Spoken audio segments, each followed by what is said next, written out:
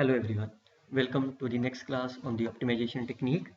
Today we will see how we can linearize the problem if it is non-linear. Myself, Dr. Gar, working in the School of Mathematics, Thapar Institute, India. You can contact me either of my email IDs if you feel any doubt related to this video or any of the optimization technique course. Else you can simply follow this link for find the various video related to the optimization technique subject is there. So let's start this lecture is there. In this lecture, we will see how to linearize the non-linear programming problem into the linear programming problem. What is the meaning of that? So we will see how we can convert these such type of the problems into the LPP. So if you closely look about these three examples, you can see all the problems are same. Even all the informations are also same. I have chosen these three problems to clearly understand the meaning of this today's lecture. You can see that in this case the x1 and x2 both are positive. In this case x1 and x2 are unrestricted in variables. In this case x1 is my positive quantity, x2 is my less than 0, and so on. So and similarly we can discuss some more examples in this lecture. So first of all, solve this LPP. Instead of solving this LPP, you have to linearize this L. So what is the simple procedure you can follow for all the problems related to such kinds? You firstly choose, because my problem is maximization of this, you have to consider this as my say y. So take y as here. Now what is the domain of the x1 and x2 is? Both are positive. So firstly you have to check whether y is greater than 0, y is less than 0, or it is unrestricted sign. So look at that. You can choose any value from here. What is the value of this? Is it always positive or always negative? It is always positive. What is the value of this is it always positive or always negative? It may be positive, it may be negative. Because if you choose x1 as a 7 or x2 as a 1, both satisfy this condition, the answer will be positive. But if you change reverse, x1 will be as a 1 or x2 as a 7, then it is a negative. So it means what is the value of y? It can be positive or it can be negative also. So therefore y is my unrestricted sign. Why? Because it is a minimum among two. So if it is minimum always for this, then it is always positive. But sometimes the minimum occurs here. So therefore it is unrestricted. Hence, we have to linearize the problem as, so this is the maximization. So I consider this as my y. So this is y. Now, what is the relation between y and this? So since y is the minimum among them, so can I write this is always be greater than of this y, because y is the minimum of this. So this is the y is the minimum of this. Similarly, you can write the relation between this y and this second quantity. So you can see here. And the rest quantities are same as that of these three. This. And x1, x2 are greater than 0. How many other variables are there? This is y, but what is the nature of the y is unrestricted. So either you can write y as unrestricted here. If you don't write anything here, it means automatically means this is unrestricted. Now you can see that these are the linear is there. So this is the formulation of linear programming problem. So which is the required LPP. Let's do the second problem. Now in this problem, we can see I have considered same problem again. The only difference in the objective function, that is I have taken the mod sign. So procedure is again the same. You have to consider this as firstly y. Now you have to take the what is the sign of the y. So what is the sign of this? It is always positive quantity. What is the sign of this is? It is again always positive because of this modulus. So therefore y is always be a greater than or equal to 0. While in the last example it is unrestricted. Therefore you can write this LPP as now this as a y. Now what is the relation between this y and this is? Again the same. This must be greater than or equal to y. Similarly for this and the y, it must be greater than of this, and the rest things are here. So you can write these three conditions. And since again I have to write y is greater than 0 also for this. Now to check whether this is a linear or not, look at the sign of this. What is the nature of this? 2x plus 1 plus 3x2 according to this. Is it always positive? Yes. It means it is always the same sign. What about this? Mod x1 minus of 2x2. Is it always positive? No. Sometime it may be positive or sometime it may be the negative. So therefore this is my non-linear programming problem because of this modular sign.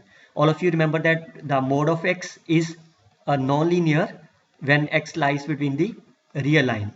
But if mode of x is a linear, if I strict my domain to be greater than 0, then it's a linear, because whenever x is greater than 0, its value is always positive. Why it is a non-linear? Because when you take x in the real line, it may sometime positive or negative. So therefore this is a non-linear. So my task is to convert into the linear problem. How you convert them? We can simply start from here. Firstly, look at that y. Since y is a positive quantity, so it is always always give a positive sign. So this is same as such. Look about this. So what is the sign of this in the bracket one? In this modular sign, is it always give a same sign, either the positive or negative is always for them? Since x1 and x2 both are positive, so 2x1 plus 3x2 is always be a positive. So therefore this is my linear in sign. So since this is linear for all x1 and x2, so what is the meaning of this modular sign? So you can simply remove the modular sign. On the other hand, what about this x1 minus of 2x2? Is it always positive or always negative? It may be sometime positive, it may be sometime negative. So therefore this is a non-linear over this domain, because my domain is here. So once it is a non-linear, so how you can remove this non-linear restriction is there? Because you can see, if I consider z as my x1 minus 2x2, so what is the nature of the z? It can be positive, it can be negative. So what kind of the variable is that? This is called as the unrestricted variable. So if z is unrestricted, so how you can remove them? You have to take as the two positive quantities. So you can replace this as the u plus v, where u and v are the positive quantity. So you can replace this value and you can get u plus v is greater than equal to y in place of this, where u and v both are positive quantity. Look about this one. Since there is no modular sign, so it is always be a linear is there. So you can take as such here. And also this is the requirement in that. So you have to carry forward this one. Now you can see that how many variables are there? There are the 5 variables, overall the positive, and each have the linear. So which is the required LPP. Similarly, you can move one more example. Again, what is the difference between this example with respect to the previous is, I have considered in this example there is no restriction on the x1, x2. Again, the approach is same. You have to start from here, take y is this, and again since this is the modular sign, so this is always be a positive. So you can write this as maximum of z, this is nothing but y. Relation between y and this, you can write like this here. And the rest one is same as that of the x1 and x2 constraints. And since there is no x1, x2 are there, the only restriction is positive. Now is it linear or non-linear? You can see that what is the nature of this mode of this quantity. So what is the x1 and x2? Since it is not given that they are always positive, it may be that x1 is less than 0 or x2 is greater than 0, or it is greater than 0, less than 0, or both less than 0. So therefore this modular sign is my non-linear. So which is the non-linear. So how you convert them to be the linear programming problem? So we firstly see this quantity and this quantity. Both are the non-linear because there is no restriction on the x1 and x2. So look at the sign of this. What is the sign of this? It can be the positive, can be the negative. What is the sign of this is, it can be positive, it can be negative. So therefore it is a non-linear. So once it is non-linear, so then you have to write the first one as u1 plus v1, where both are positive. Similarly, for the second quantity, you can write as a u2 and v2, both are the positive quantity.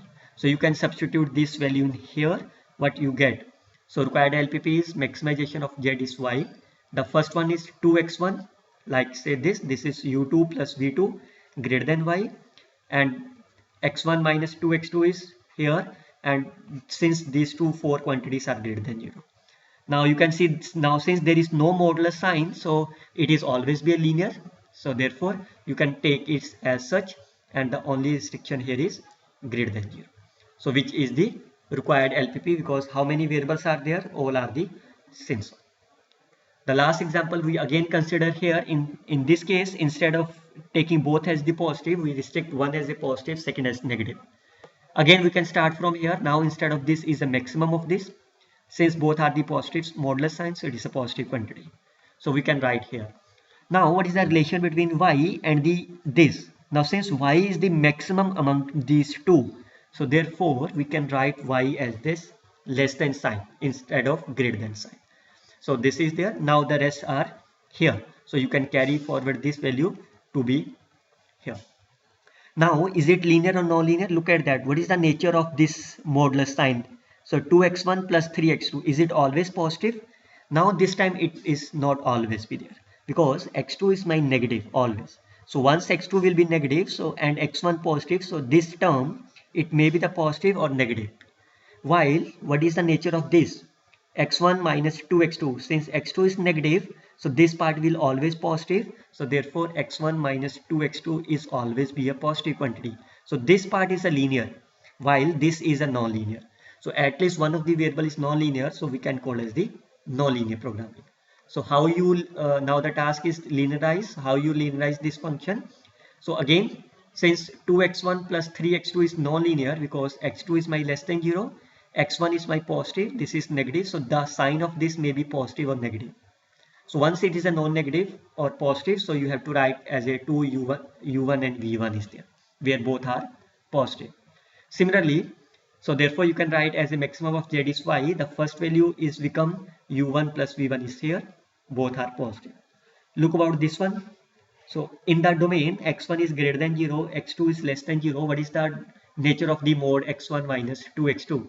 This is always be a linear, because the sign of them is always be a positive quantity. So therefore there is no, once it is a linear, so since it is always positive sign, so you can replace this modulus sign to be here. This is the value of corresponding to this, you can see here. And if it is a always negative, you can write here as a negative of this, and the rest thing you have to write, because there is no modulus sign, so you have to carry forward this value to be here. So this is the, and all the variables x1, x2, y, u1 and u2 are there, so this is the required LPP. So this is the simple procedure. You can linearize the any of the function depending upon that whether it's a linear or non-linear, only for the modulus value. I hope you can enjoy this session also. We will meet in the next class, that is graphical method of the LPP. If you want to find more videos related to this optimization technique course, you can simply click on this link and see the playlist optimization technique. You can share this lecture to your friends for more knowledge is there. Till then, best of luck students. Happy learning.